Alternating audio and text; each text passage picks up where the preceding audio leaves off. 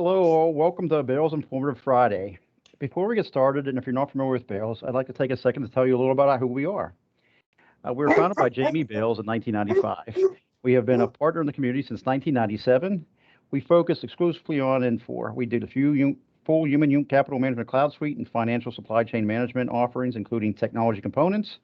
We have deep roots in Lawson and Infor implementations. One of the cool things we've done is we delivered the initial Cloud Suite training program for Infor and all its partners. Our average tenure for our consultants is 15 years, and as of last year, or a little over a year ago, we became a subsidiary of Nordic Consulting. Today's session is being recorded, and a link to the recordings will be sent to all registrants. If you're not registered or would like to receive the link, please email Molly Velasco to request a link. Again, we'd like to thank you for joining us today. Let me turn it over to your presenter, Kandice Lemhouse-Worsham. Hi, thanks, Brian. So today we're going to be talking about employee relations. I'm just going to tell you a little bit about myself. I am one of the HCM practice leaders with Bales, and I might pull in Niki or Kelly. Niki is with me, and she is our practice manager here at Bales for the HCM team. And today we're going to focus on employee relations. Those of you that are new to the Infor Suite, this is a great topic to help introduce your HR team, your business partners, to how Infor can support them in their work, that it's more than just how we track our employees or how we run our benefits, but we can really support our managers, our employees, and our business partners through the day-to-day work they do. So just a little disclaimer, this is an informative presentation. We're not necessarily giving you consulting advice, but if you do have any questions, please feel free to email them to Molly and she'll share them with me, and I'm happy to answer any questions that come up. Throughout the presentation, we'll have the chat going, and you probably heard Kelly is going to help me monitor the chat. Kelly is our practice director for HCM. And as you guys have questions, please feel free to ask them. I'll hopefully try to integrate as many questions as I can into the presentation. And if I don't, I'll try to make sure I can answer them directly either in the chat or through email later on. So today, what I want to do is start to give you the building blocks of employee relations. We're going to start with an overview, and then we're going to go through each section of what employee relations uses. We're going to talk about notes, coaching, corrective actions, grievances, and then after I give you an overview, we'll talk about how you can build some of the components and what some of your options are. If we have time, we'll do a Q&A, and you guys probably noticed these are, essentially an hour session, so we will try to pack as much in as we can. I'm going to give another little disclaimer for myself is if you've been introduced to the employee relations module in the past, you'll know number 4, corrective actions, used to be called discipline. So I might slip and call that discipline every now and then, but please know that term right now I might use interchangeably, but the Infor has changed that terminology to corrective action. So just a quick overview, employee relations is used to track an organization's interactions with their employees. These are so that organizations can handle these interactions on a consistent and fair manner. Many of you probably have an employee relations or a business partner organization within your organization that handles these. And this is really to help support them, share information with the managers, share information with the employees, and create some standardization around how you're presenting discipline coaching, corrective action coaching, or tracking grievances. So below is just a typical scenario, kind of the most generic scenario, is an employee is late to work and a manager needs to create a note or find a way to document it. Infor allows you to use notes. Some of you have probably seen that. Then you can take that note, and if an employee is continuing to be late, a manager can create that note into a coaching. It allows managers to start documenting and build on that documentation in the system to ensure that you're treating everyone in an equitable manner. They then, if the behavior continues and they're late again, you can turn that coaching into a corrective action. And the system helps you link all of that communication together so that when you go back as an HR partner or through the grievance process, you can make sure that you have documentation that shows each step of the process. Once you give a corrective action, potentially an employee could file a grievance about that corrective action. Grievance in this example would be the end. Keep in mind as we talk about grievances, those could happen outside of the corrective action process. Those of you, especially in a union environment, know a grievance may be around pay, and the system allows you to do a grievance both within a corrective action process or outside of a corrective action process. So here are the main components, and we've talked about these. We have notes, which can be done or entered by an employee, a manager, or HR. We have coaching, which is entered by a manager and presented to an employee. We have corrective actions, which are entered by managers or potentially HR, and now has capability to be reviewed and acknowledged by the employee via employee space, which we'll look at. And then you have grievances, which are always created by HR. There's no one else in the organization that will be able to create a grievance. So let's talk just quickly about notes. I am going to do this a little bit more as a demo, if everyone is okay with that, just so you kind of get an idea of what it looks like in the system. So you're going to watch me go back and forth between 3 different roles. I have my generalist role up here, which is my HR group. I have another tab that will look at it from a manager perspective. And then I have a third tab, which I'm actually going to change to employee preview, that shows the same work through the employee space perspective. This particular one is using configurable home pages. So we have notes.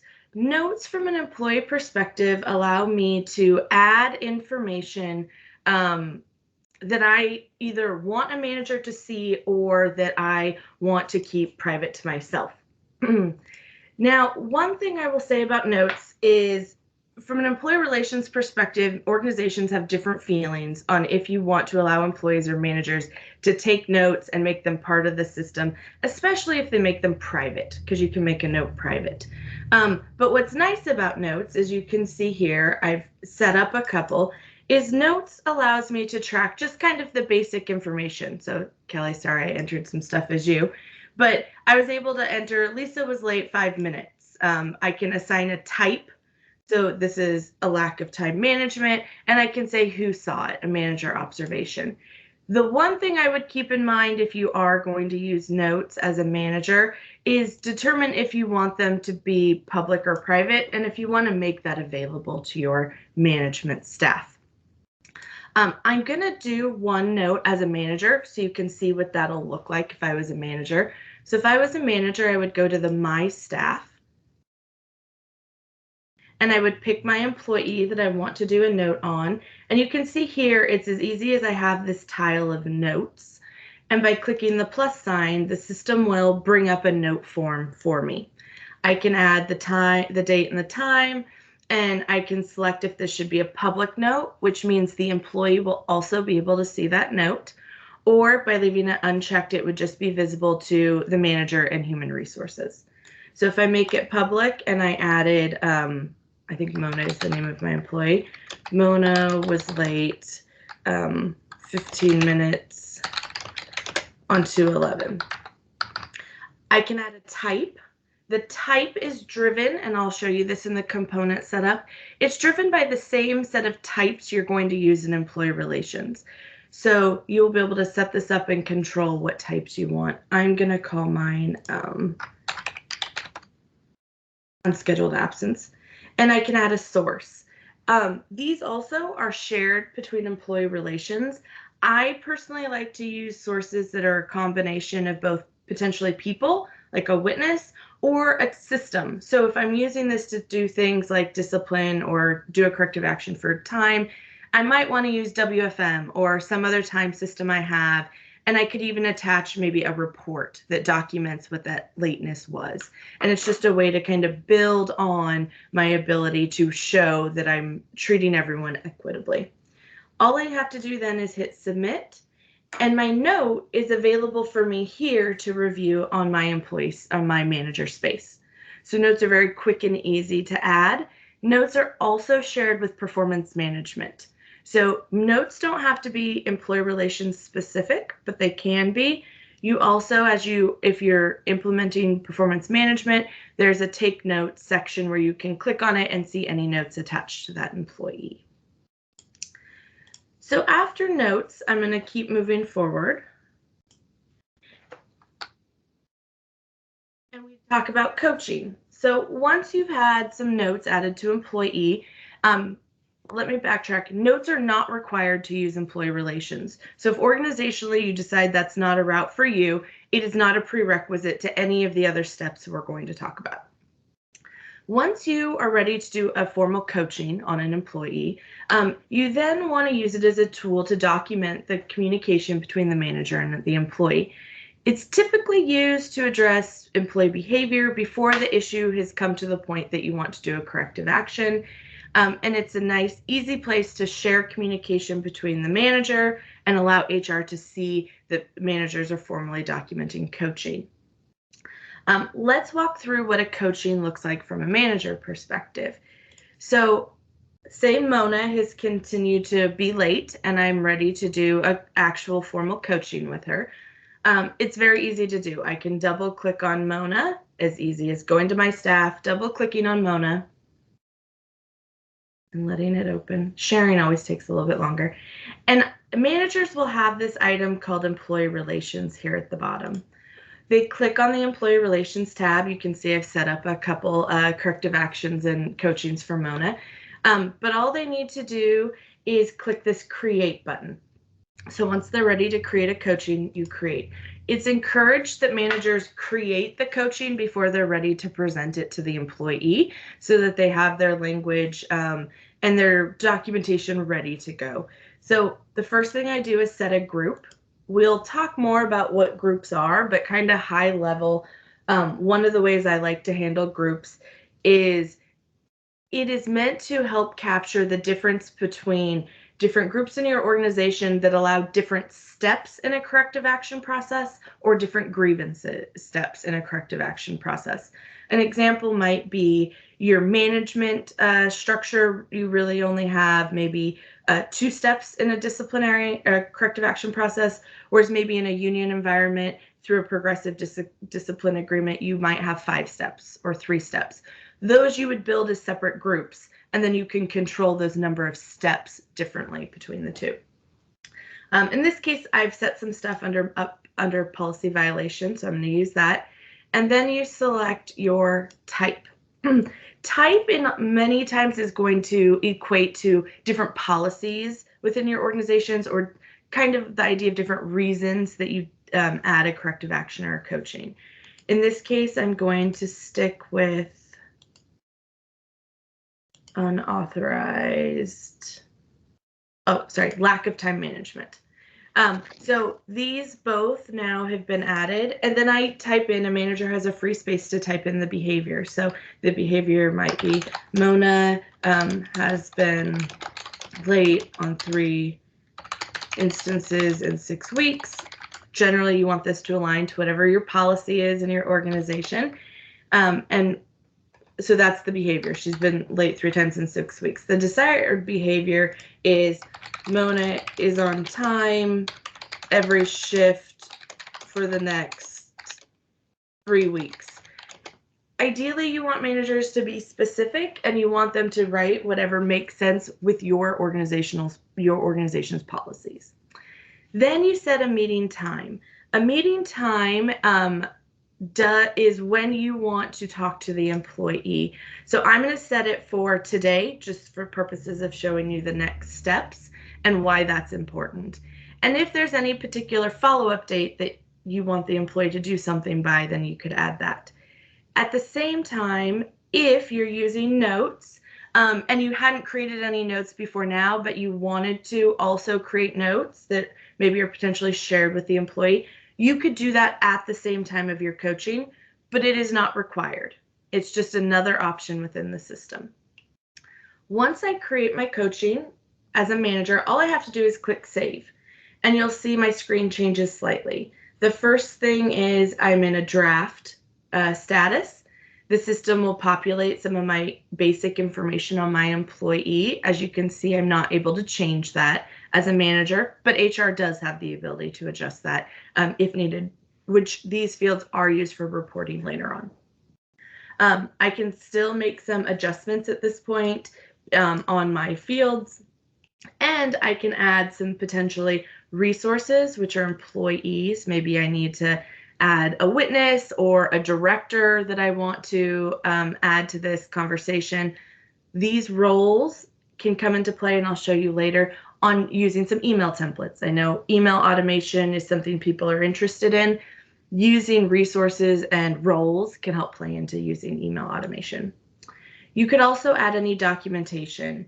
As I shared, if you're doing time and attendance, maybe you want to add a report from WFM or another time and attendance system. You can do that here, so it's all connected and it's all showing together. If that employee has any notes, I can come in here and either add a note, or later on I can show you how to associate notes to this particular corrective action. And then lastly, correspondence. If I was using email templates, I could use this correspondence section, which I'll show you how to do in a corrective action.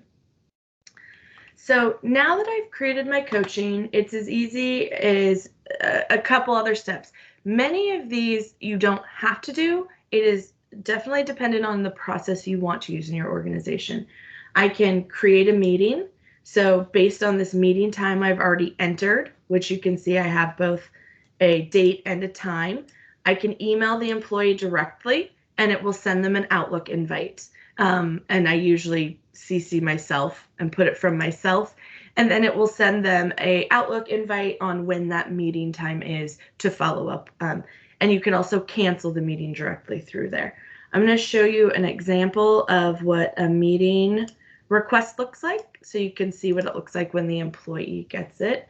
It might take just 1 second because I created it last night. Here it is. Oops, sorry. So this is what I created one for myself last night. And so what it looks like is I sent one with a subject of coaching session. It sends it just like a regular invite. It looks like it comes from whoever you put in the to box, and then it will send, and they can accept it that way. So it does go right into your Outlook. If after I've created it, I need to cancel it, all I do is as simply as hit the 3 dots, and there is a cancel meeting button there for me to send a cancellation, or then you could reschedule if needed. Secondly, what you can do is create a document. So if you have formal coaching documents that you like to make available to employees, you can set up templates, document templates. These use the RFT extension, similar to if you've created documents other places in Infor. And I can add any comments. I can select my template. In this case, I have a counseling one attached, and I hit submit. And you can see now it's added a document in my documents field for me. By viewing the file, I can open it, and it's going to open on the other screen. So once it opens, I'll move it. There we go. And this is just a basic template that was created here that does things like pull in the employee's basic information, adding fields based on the type of discipline, the description the manager put, and any expected changes. These are just like any other email template. They use variables and then a combination of free text based on what you want to add in your template. Okay, so once you have created your coaching, you're able to present it. One thing in this particular area is presenting it means you have talked to the employee and you've shared the information with them. Presenting is not going to make a coaching available on their employee space. That is reserved for corrective actions only. So just a precursor on what we're going to be doing next. But what presenting does is once you present it, it now can no longer be changed. So whatever you've added, if there's a reason that something happened and you needed to change it, I can revert it back to draft. It is encouraged that you don't click the present button until you've had the conversation, in case you need to make any adjustments to these fields. Maybe you've had a conversation and you now really want to say, okay, it was really only 2 instances. We had a malfunction at the time reader on one of them, or something to that effect.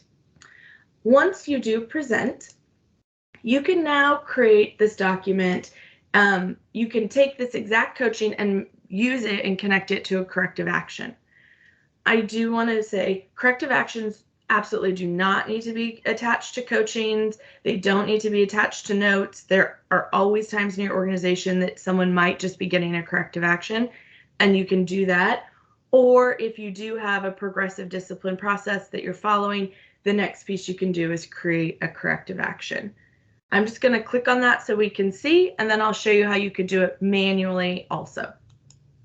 So if you clicked on the corrective action, it's now going to attach that coaching to the corrective action I'm going to create here. So I'm going to create my step, and I'll walk you through here shortly how you determine what steps are available to you. It's going to default in the type based on the coaching that I did. It's going to add an incident date, which will always default to today, but can be adjusted. And it's going to add a meeting time. So when do you want to meet the employee? It's going to pull in the behaviors you had on your coaching record, and you can adjust those as needed. So if more things have happened, she's been late in 3 weeks. It's now been since coaching, Mona has been late 3 additional times. And you could make it that simple, or organizationally, if you have more standard language, you could have them add more standard language. And then consequences could be something as complex or something as simple as further lateness will result in additional corrective actions. And then they can hit submit, and the manager can say, start to create that in a draft form.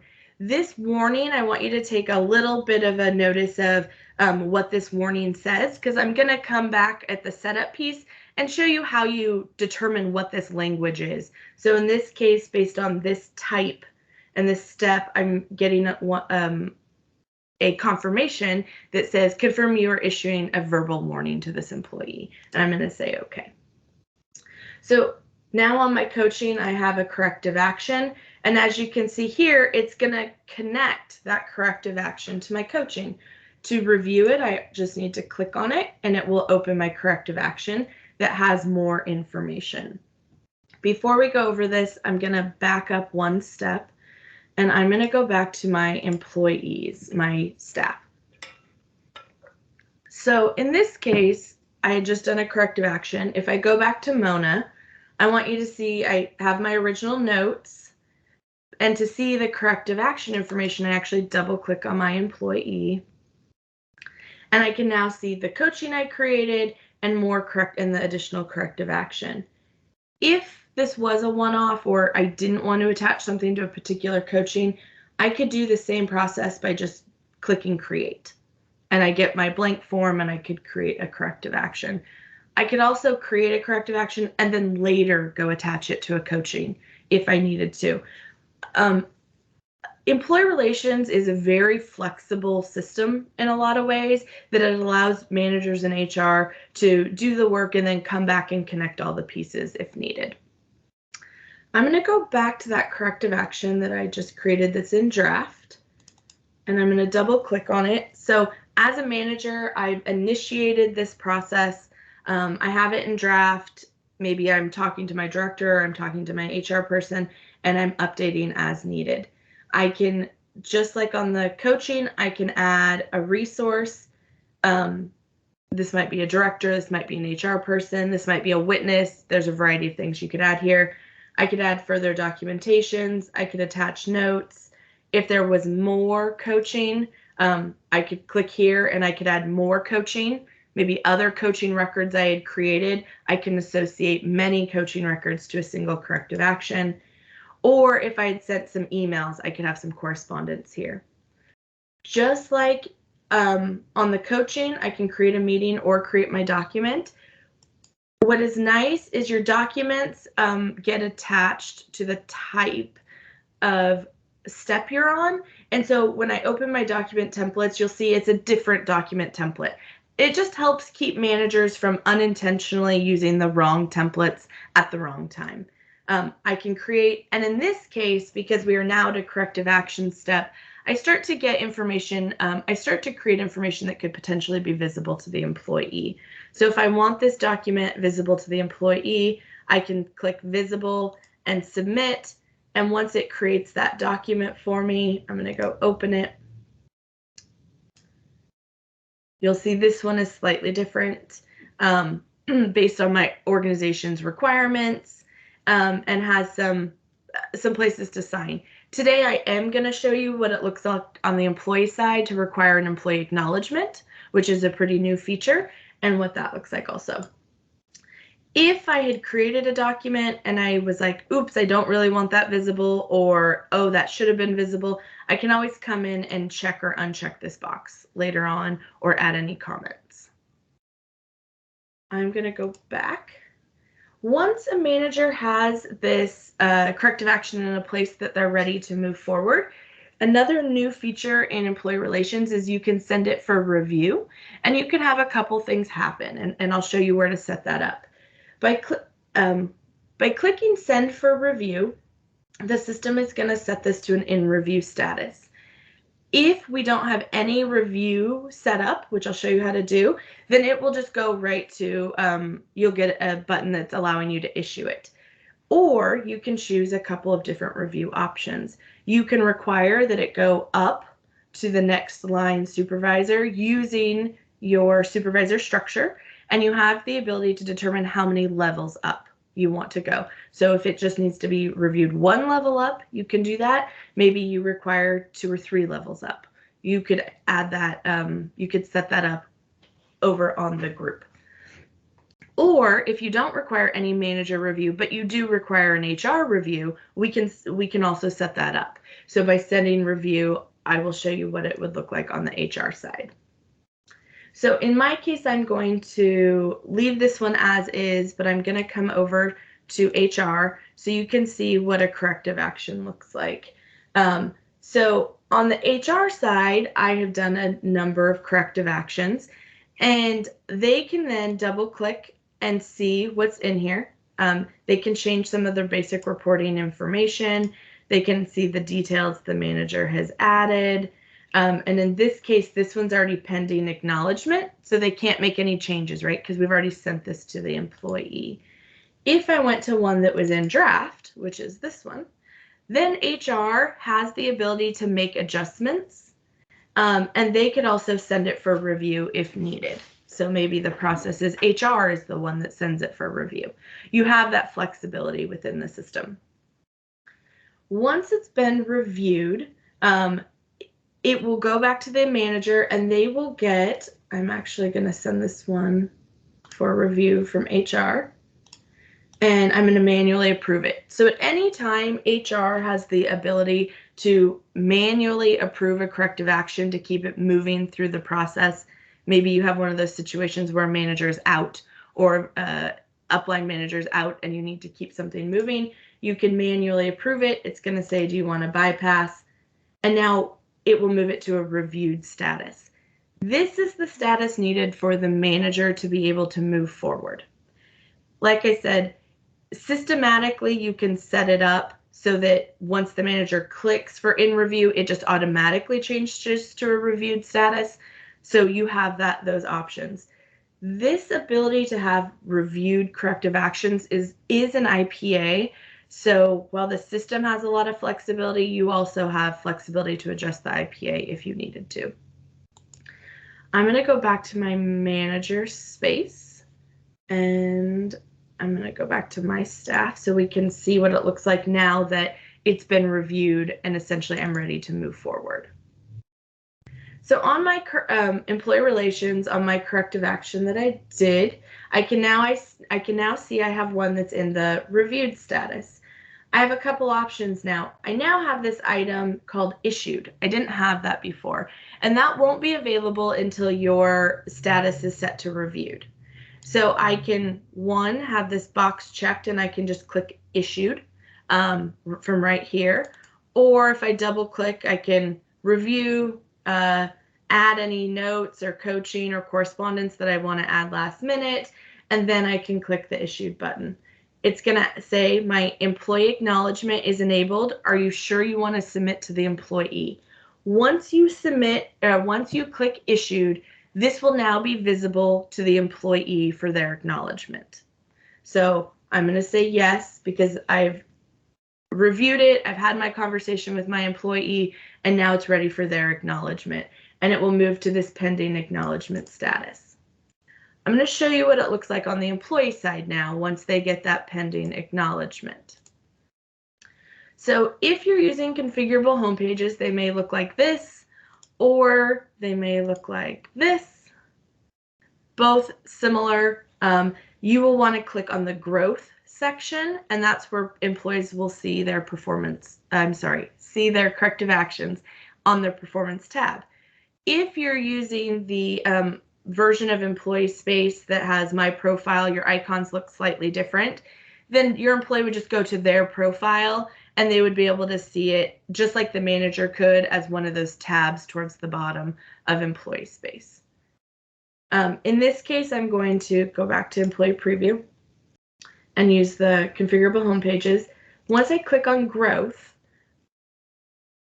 then on the performance tab, which is an interesting tab for it to be on, I can see any corrective actions that have been issued to me. These may be things that were finalized, or they may be things that are pending my acknowledgement, but I will see that status. I can open it and I can review the information that's here. I can see the behavior, the desired behavior, the consequences, and I can see any documents that have been added. And by clicking view, I can view any of those documents that have been added. So they can see those same things. That is controlled by making that visible to employee. If I had not made it visible, they would not see that document. Then all the employee has to do is click acknowledgement, and they have a couple things that they can do. I'll show you how to set this up. I can have it set up as just a checkbox. I can make this an electronic signature like happens in TA where they need to type their name. And I can decide if they are allowed a comment or not a comment. And that can be controlled per step if you want. So maybe certain steps you don't want to comment back or certain steps you do want to comment back. And so those could all be adjusted per step. Once I acknowledge it, I can say something like, I don't agree. I was only late one time. And then I can hit submit, and that becomes part of that record. And it's now in the acknowledged stage, and that corrective action is finished. Before I keep going on, any questions so far that you guys want me to answer? Kelly, is there anything out there?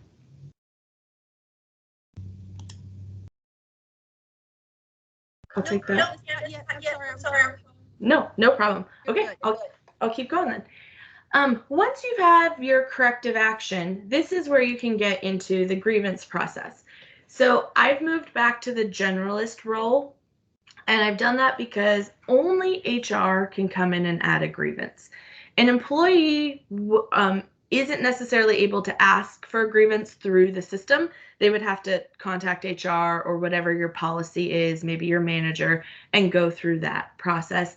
And then HR can add a grievance. And like I shared, and many of you know through your employee relations journeys, is a grievance might be about a corrective action. It might be potentially about discrimination. It might be about a pay practice. There's a lot of reasons you could have a grievance. And so you have that flexibility. What a generalist would do, and I say generalist, but really an HR admin, if you had the admin _ST role, the generalist role, or the generalist actor org role. So you could even use that role to determine that they only can do it for certain org units, right? You have that ability. I'm just going to click the create. And then you add here the information. You can see employee isn't required, and that's because you might, especially in a union environment, you might have an association grievance.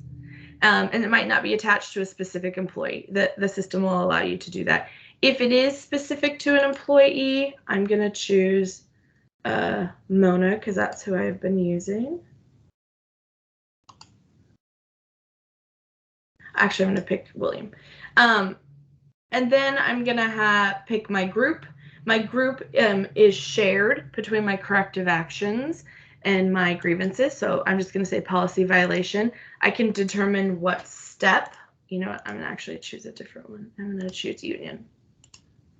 I can choose what step it's starting at. So potentially, you know, if your grievance starts at step 1, or if your policy or collective bargaining agreement lets association grievances start at step 2, you could control that here by when you create your grievance.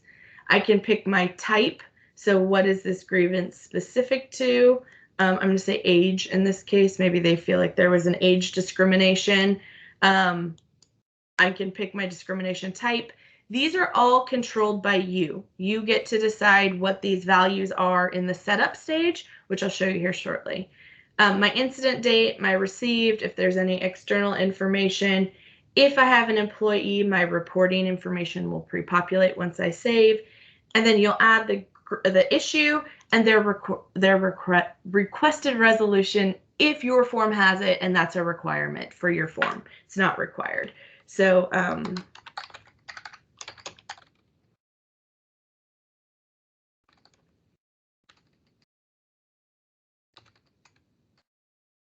this is what happens when you try to type in front of people.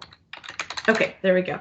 And then I can hit my save button. It's going to ask me my confirmation message, and I can say, okay. I'm going to say it one more time. Confirm it's step 1. And then it creates, you can see these things are no longer adjustable, and it pre-populates my reporting information. And I can adjust that if needed. So you'll see here I have my details. Grievance, the form looks slightly different because I also have this additional items. You'll see here that all of those tiles we've been working with show up on that second tab. I can add my steps here. I can add my resources. I will say on grievances is when I find resources to be most helpful. I could do things like add step 1 responder, step 2 responder, step 3 responder, and I could even have some automated emails go out maybe at the time I create the grievance based on my step 1 responders. Things like that can be helpful. I can add my documentation. Maybe you have a physical form that you ask people to fill out. You could attach that here. If you're tracking costs associated with grievances, you could do that here, and there is some reporting that is available for that. If you've had some grievances that have set precedents and you need to attach those, you can do that to keep your precedents moving forward. Notes. If there was a coaching or corrective action, maybe this wasn't age related, but this was about my absenteeism, I could go in and connect all of those coaching and corrective actions here so that I have a good list of what this all led up to. And then any correspondence. Correspondence, I'm going to take a quick look at, uses email templates. This is actually a pretty cool feature. I can set up if I have, let me do it on my corrective action. I'm going to back up. It all works the same in all 3 areas, but I want to show you what it looks like on a corrective action because I have one set up. I'm going to do a correspondence. I can choose my email template. So maybe in this case, I had put someone on suspension. Doesn't matter. You can create whatever email templates are appropriate to your organization, and I click next. And then the system will pre-populate this email. Sorry, Liz, if you're on the phone that you're on here. And it will pre-populate with my to, my from, and anything in my body. I can adjust these though, right? So I can make these slightly different if I needed to. And Liz, if you get this, sorry, you might wonder why. I will send it from me, and I'm going to say formative Friday, just so she knows. And then I can hit next. And now I can review it, make sure I feel comfortable with everything, and I can hit send. And it will now send an email via the system, but they will get it within whatever email system you're using. And if I go back, I can see I have to find the one that I just did it on, which I think is this one. I can see now it will add that correspondence here for me. So if you're creating email templates for managers to easily share information, share documents, remind them that we had a coaching meeting and here was the day, you could create templates. They could just use that basic templating, send out the email, and it will attach it here in the correspondence. You have 2 pluses from that. If you have managers that move on in your organization, those correspondences don't stay in their email accounts. They now become part of the employee relation account and record. So you're not losing some of that documentation is generally the biggest one. Okay, so that is corrective actions and grievances. Before I move on to setup, any questions you guys wanted me to answer or anything in employee space or manager space that would be helpful to review? There's nothing in the chat yet, Candice. Okay. I will keep going then. So that's the process from the employee perspective and the manager perspective. Then you get into your HR perspective, right? We all know HR has to help manage these processes. HR, either via the generalist role or the administrator role, can have access to this section called employee relations. And in that, they can look up resources. If I looked up here, Mona, they can see dates that I have. I've added corrective actions. This one is notes. Or if I've added coaching, I've added corrective actions or grievances. I could see them all here based on that particular employee. Conversely, just like TA or other areas in GHR, I can see that same information in different ways. I have a notes section where I can see all the notes that were created by either employees or managers. I have my coaching where I can see all the coaching that's been created and what status they're in. So maybe I'm monitoring things that are in draft status to keep moving them forward, or I'm making sure we don't have things stuck in not presented status. And if they are, maybe we have a follow-up process on those. If they're still in draft, I can make updates. Maybe a manager's asked me to review it. And instead of sending red line documents back and forth, I'm just making the changes directly within the application. Same with corrective actions. I have the ability to review or adjust corrective actions as they come in. You can see them in their different, in their different statuses. And if something's in a draft status pending review, which I don't happen to not have one, then that might be something I know as an HR person I need to go review and approve based on where it is in the process. So they can work through those items there. You can, I'm going to come back and take a quick look at this. One thing we didn't talk about is this HR contact field. So on corrective actions, I'll have to go look, I think maybe on coaching also, is you do have this HR contact field. And some of you might recognize the name of that. It's on our HR organization unit setup. And you can use this field to help track maybe what business partner or what employee relations specialist is in charge of corrective actions for this group. If you have it set up on the org unit, it will default in. So if you've set up HR contacts and you want it to default in and make it potentially easier to search on in the list, that is available to you to utilize. So let's talk quickly about setup.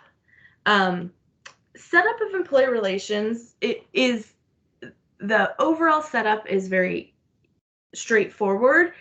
As you know, if employee relations, the devil's in the details. It's all about the decisions that needs to be made outside of the system to build them in the system.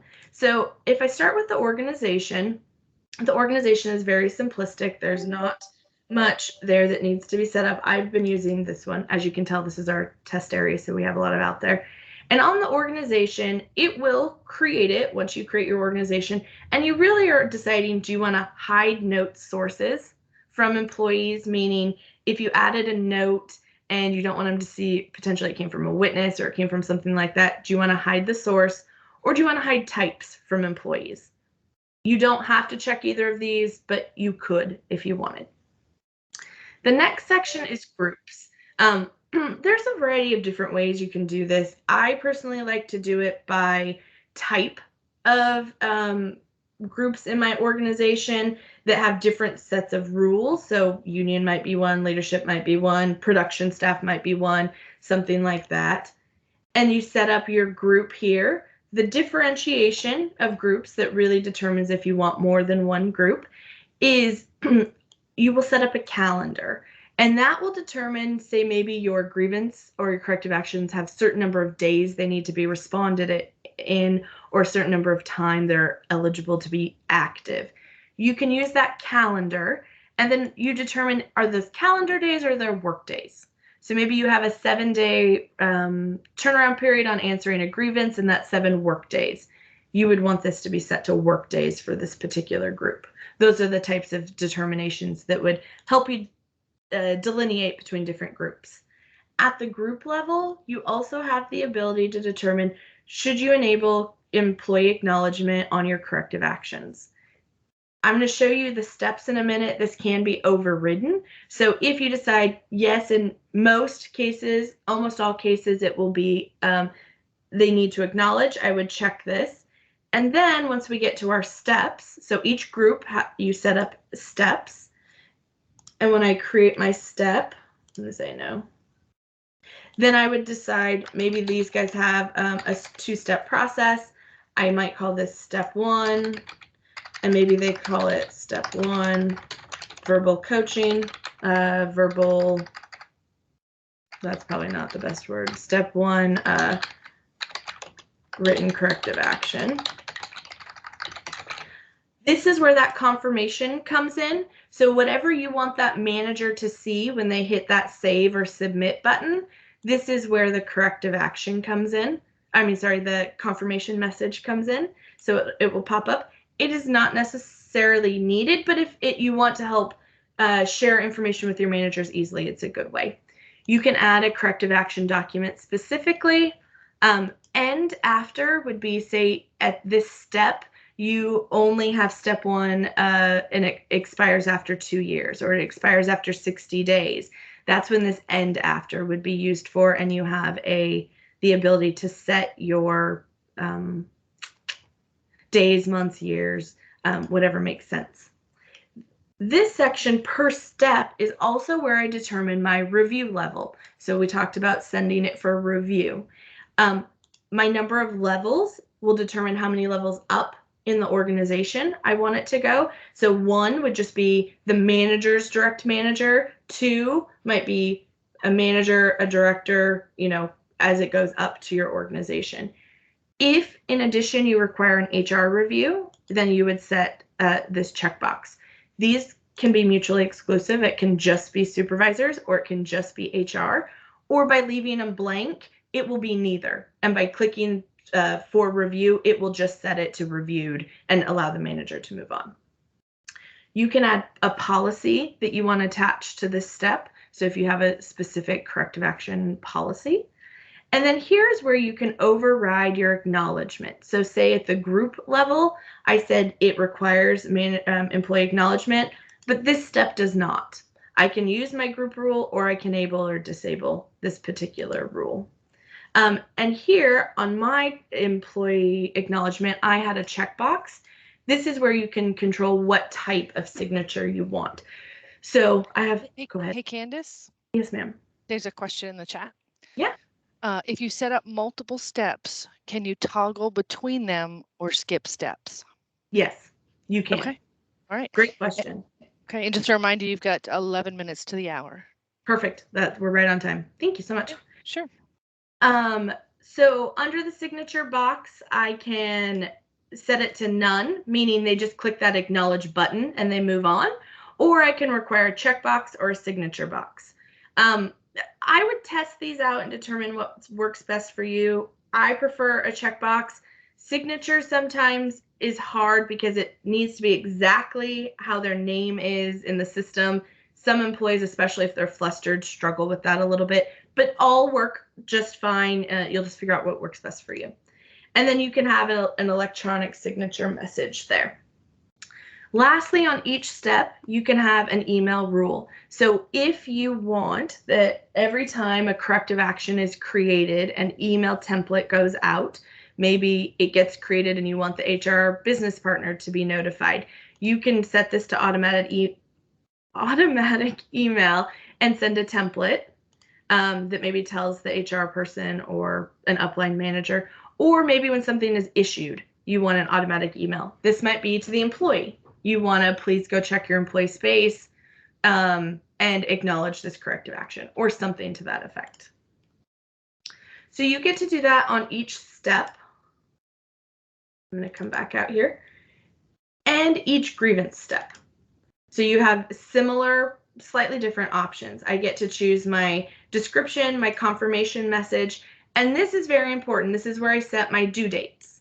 I have my response due date, I have my yellow alert, and my red alert.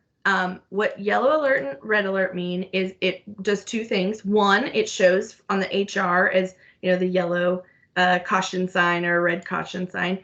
But secondarily, it can also be used to send automated notifications to people, like your response is due.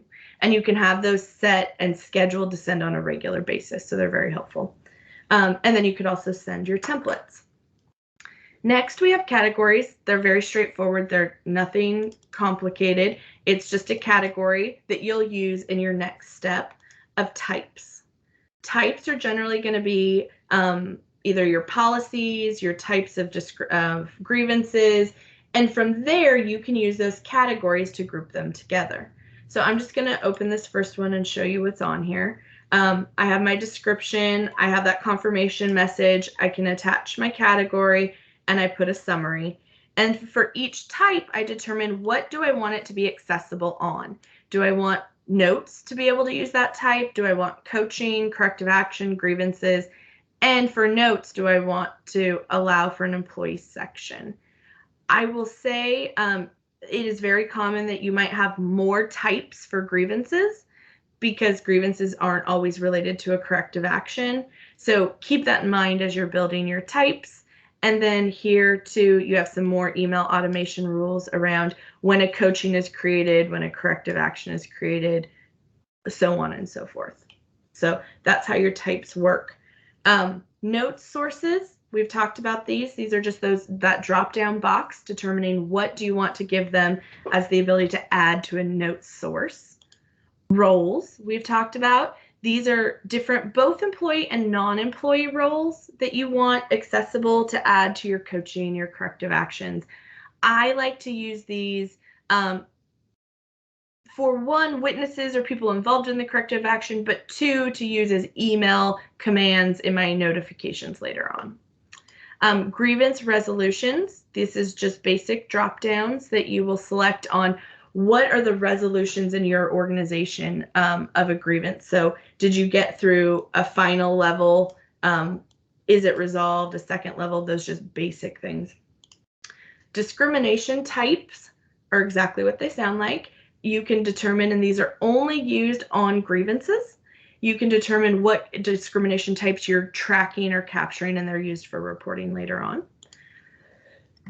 You have your cost types, which allow you to track your costing reports. We saw that section. And then lastly, we have our last two are document templates. This is where we created our RTF files, where we added, our RTF files. And by putting them on either the coaching, the corrective action, or the grievance section, that then alleviates the managers needing to know that certain document types aren't used in certain situations. So you only want to put your documents templates used for corrective actions on the corrective action tab. It just makes it cleaner for your managers. Lastly, we won't go over them in depth, but you also have your email templates. They work just like all the other email templates in the system. They use free text and variables, and they pull directly in. You get your little 3 dots so you can choose your variable fields. You can see here the roles. This is why I said roles can be very helpful, because if I had selected a director role and attached a director, it can send to that person instead of maybe another HR contact to help keep that more specific to that corrective action and not needing it to be too generic. Just like templates, you'll attach it to the specific tab that it is corresponded with. So that, in a nutshell, is employee relations. We've talked a little bit about correspondence and how that works. Just so you see, HR will always be able to see all the correspondence, and they won't need to do it on an employee by employee basis. they can use this correspondence area here, and they can see all the correspondence associated with each type, and they can search by name. So maybe if they need to find particular correspondence for a corrective action, maybe it's being used in a grievance, something like that, they could go back and easily find it this way. Okay, that is employee relations in a nutshell. Any questions or items you guys wanted to talk about that I didn't touch on? There's nothing in the chat. Okay. Well, I'll take that as a positive then.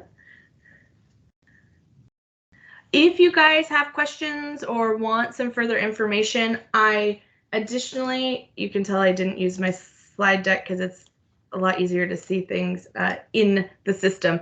But there is an actual slide deck that walks through all of these same things that we talked about, including, I'm going to scroll really fast, including the setup pieces here at the bottom.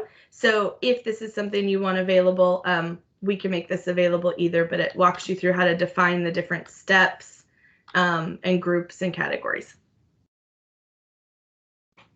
Okay, I'm done. Brian, or Molly, do you want me to go to the end? Yeah, please, Kandice. Thank you for doing that. Nice session. Thank you. Okay, so today we have another Informative Friday session at 1 o'clock, an EDI in Infor FSM, an overview of what's new. Then, actually, February 18th at 1 o'clock, we have closed management benefits. Then Friday, February 25th at 12 p.m., we have supply chain management review. Oh, I'm sorry. Go right. It's okay. Then, as a closing, we have a Coffee with Consultants offering. We wanted you to be aware of our Coffee with Consultant offering. If you have any questions about what you saw today or any questions related to the Infor products, please reach out to us via our website. We will contact you with a consultant who will spend up to a half hour with you at no charge. They will answer any questions related to you regarding the Infor system. Thanks again for attending, and we will talk to you soon. Have a good day. Thanks, guys. Thanks all. Thank you. Thanks, Thank you, Candice. It was Candice. great. And Molly, people are asking about the recording. That will be on the. Yeah, so it'll be linked here in the Teams meeting, but I will also send out a link to all the registrants as well when we put it up on our YouTube channel, along with the slide deck. Thank you so much. Thank you, everybody. Great Thank job, you. Candice. Thank you, Candice. Bye. Bye.